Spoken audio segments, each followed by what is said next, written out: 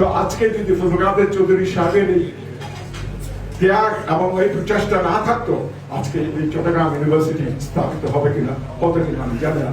Chittagong university না শুধু Chittagong engineering college করার জন্য ওনার যে অবদান, ফজলুল কাদের চৌধুরী সাহেব যখনই স্পিকার হিসেবে পাকিস্তানে ছিল, যখন উনি অ্যাক্টিং প্রেসিডেন্ট হতেন, উনি চলে আসতেন বাংলাদেশে। এবং সেই সময় তিনি যে উদ্যোগটা নিয়েছিলেন চট্টগ্রামে, সেই সময় কুমিল্লা থেকে আরম্ভ করে বিভিন্ন এলাকা, আপনারা তো জানেন সরকারি ইউনিভার্সিটি ছাড়া কোনো ইউনিভার্সিটি ছিল না। কাজে সরকারি ইউনিভার্সিটি হিসেবে চট্টগ্রামে প্রতিষ্ঠিত হতে যাচ্ছে, সেই জন্য কুমিল্লা থেকে আরম্ভ করে সব ডিস্ট্রিক্টে টানাপোড়া লেগে গেছিল।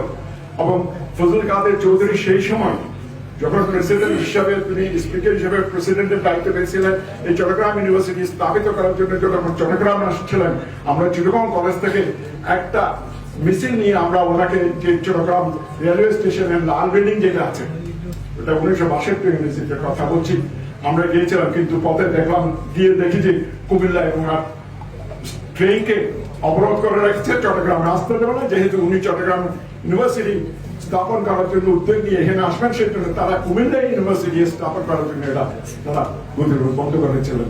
তো আজকে যদি ফজলুল কাদের চৌধুরী সাহেবের এই ত্যাগ এবং এই প্রচেষ্টা না থাকতো, আজকে এই চট্টগ্রাম ইউনিভার্সিটি স্থাপিত হবে কিনা, হতো কিনা আমি জানি না।